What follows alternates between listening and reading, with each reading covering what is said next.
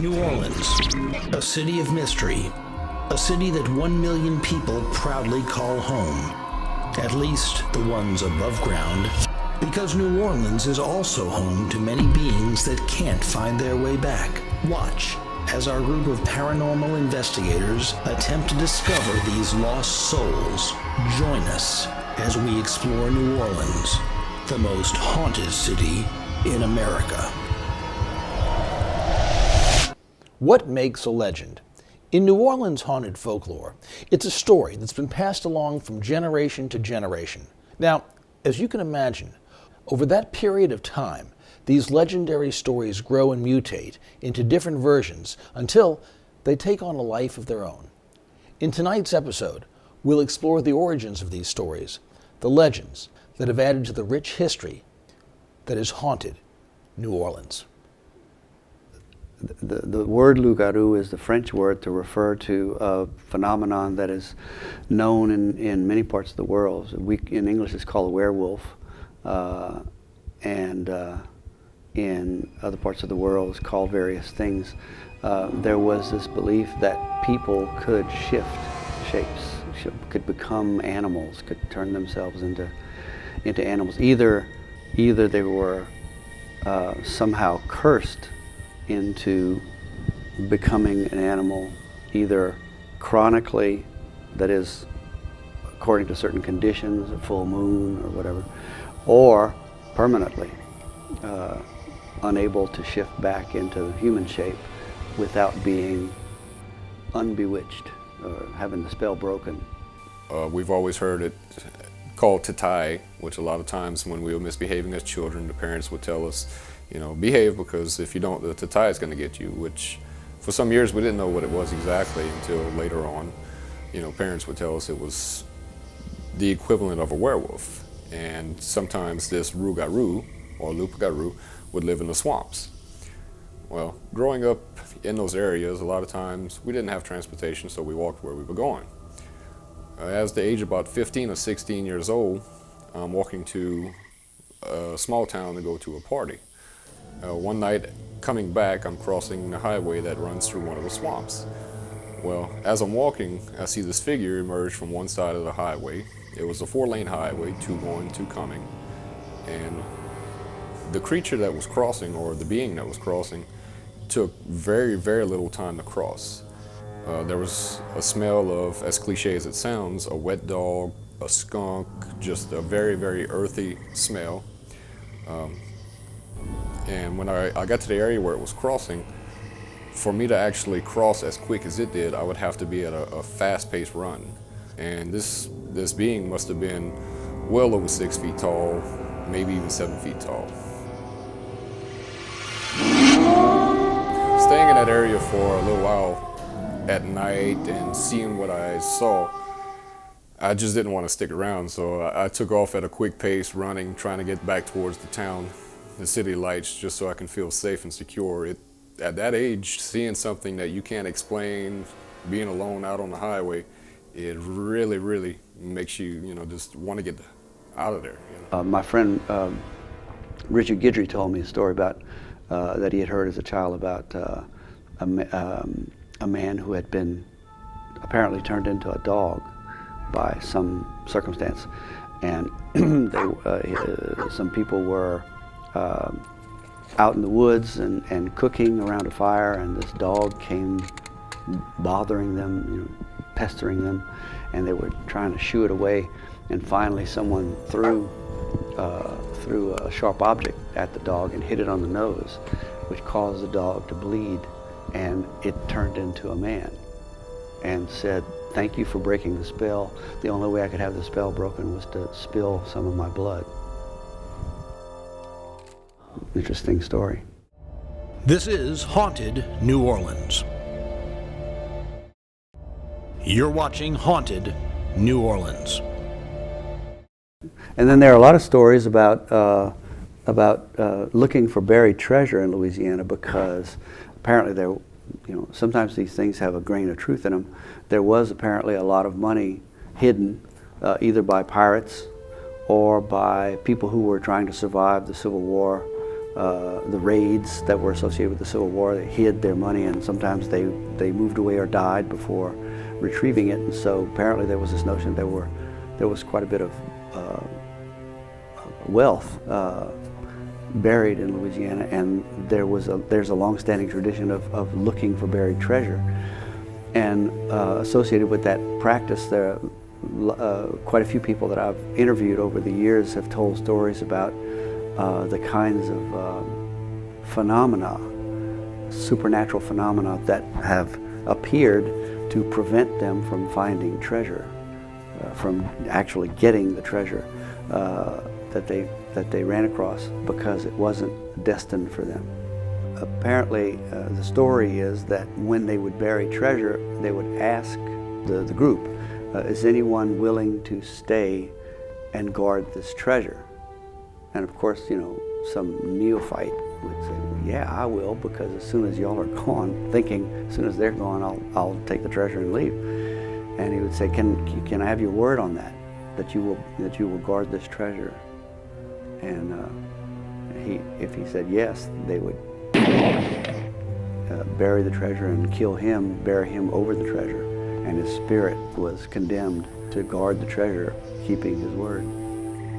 My sister, she had a bedroom in my grandmother's house, which we happened to live in. My grandmother and grandfather had built this house. It was in the small town of Port Barre, Louisiana.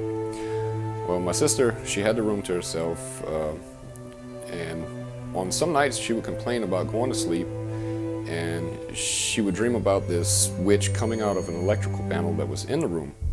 And she would complain about her sitting on her chest, making fun, poking at her and pulling at her clothing, and just really, really weird dreams. And it always had this witch figure. Well, after a couple of months of this happening, she, told my grandmother about it. My grandmother came up with the term cauchemar, that's what it was. And she explained it was a nightmare witch. Cauchemar, all cauchemar means is nightmare. It's a French word for nightmare. And there was, it's pronounced variantly in Louisiana, couche mal, which means to sleep poorly, which you could see where that association would have occurred. And she said that in the Cajun folklore, usually young women who are about to have some life changes, scientific life changes, coming of age, that this witch will actually try to poke and prod and torment and try to draw some type of their spirit out as an energy to claim as their own. Because the theory being that at this age, you're very innocent and some changes are happening. The nightmare witch is jealous because she has no life of her own, so she tries to take from. But a cauchemar was associated with what is in English called witch riding, which occurs when someone who's sleeping has the sensation that he's being sat on or weighed down upon, causing difficulty in breathing. Basically, all it is apnea, where you have trouble breathing and you lurch out of it by taking a huge breath. Sometimes even when she was awake after having a dream, she just felt as if it was still around, like it was still watching her, like it was waiting for her to go to sleep. And it was just a real, sometimes hostile, presence. She couldn't explain it. She thought maybe somebody was in the room with her, an actual physical person. She would get up and look around and nothing would be there. And this plagued her for quite a while, at least a couple of years. And this brings up a point that a lot of times legendary references of this sort were in response to actual physiological conditions, where a lot of people felt that sensation of having, being unable to breathe and sort of lurching out of it. It would wake you up in a start, and oftentimes in response to actual physiological conditions like that, people came up with stories to explain what was happening. Gradually, the anxiety subsided. She no longer felt like someone was in the room. The dreams completely stopped. And it's just There was no explanation for it. Where we lived was a very small town, very safe. So there was actually no other explanation other than what my grandmother had given, which fit exactly, which was the Cajun, the nightmare witch. Stay tuned for more haunted New Orleans.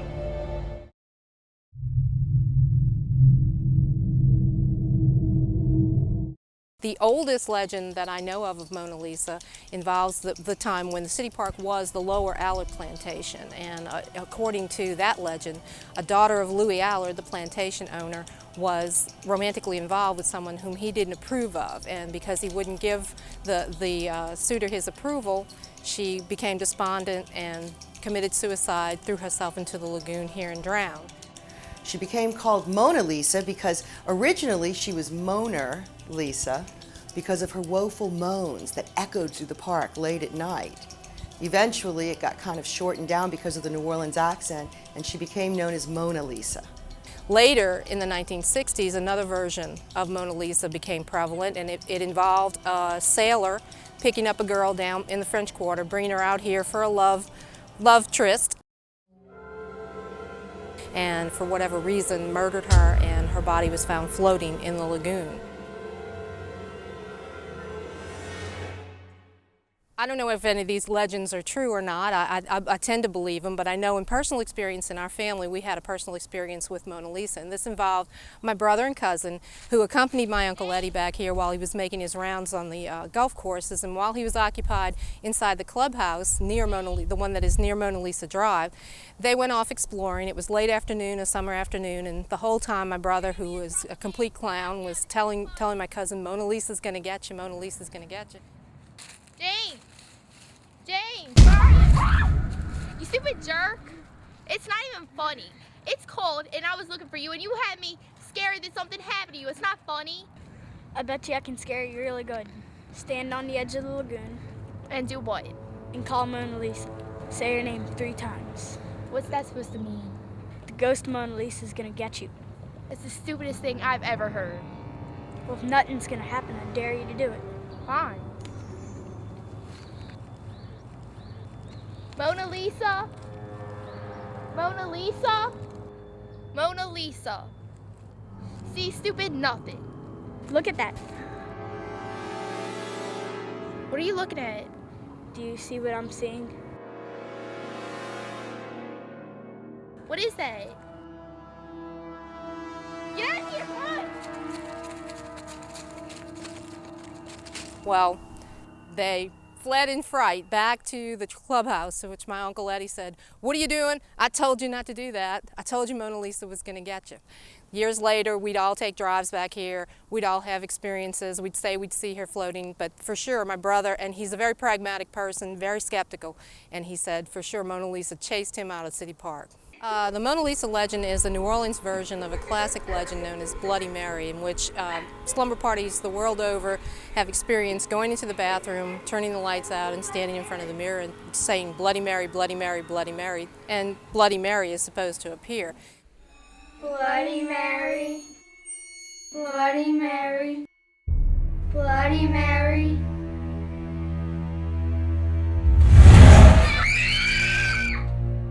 This is Haunted New Orleans. You're watching Haunted New Orleans. One of the more popular legends in New Orleans history is the legend of Grunch Road. Grunch Road ran somewhere between New Orleans East and Chalmette. It was a wooded area back in the 1970s, and there were a lot of little side roads that would take you winding through the swamp to fishing areas. It was said if you went far enough down Grunch Road, you'd come upon a strange community of people who always seemed to be nocturnal, seemed to be out in the bushes, and would follow you back and chase you out of Grunch Road back to the highway. The Grunch was supposedly a creature that was half man and half goat. Nobody really knows how he came about or how he was created, but he supposedly ate people and tore them up in the woods as they come wandering through or driving through. He had brute strength and he was able to stop a car. One of the earliest disappearances that I can remember in my childhood happened in relation to this area of Grunch Road. A man had gone fishing in Little Woods and was coming back from a fishing trip and had found his car on the side of the road, door open, no sight of the man.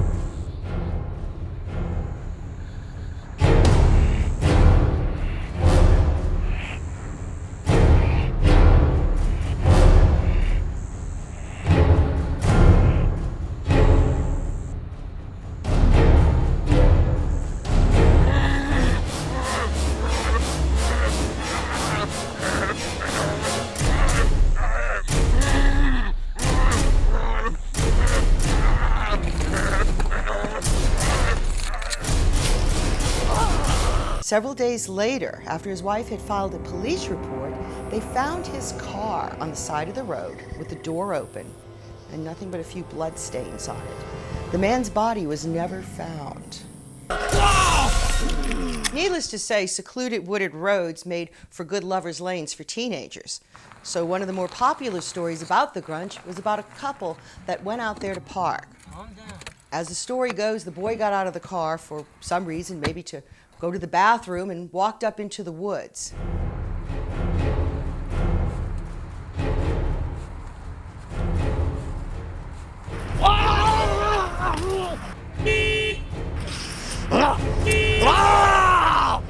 Jerk. Not returning after a while, the girl grew impatient. Nobody really knows what happened after that.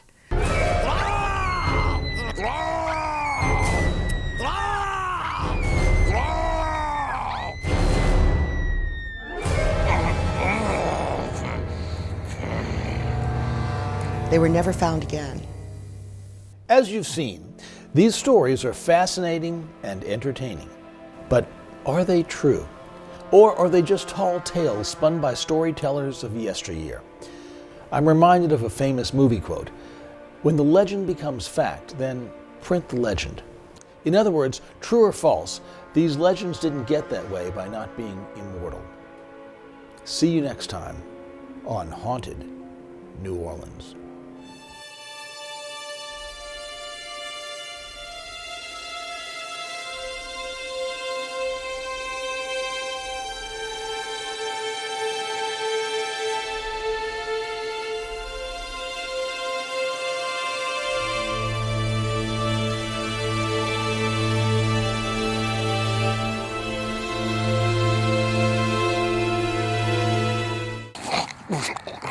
My teeth fell off.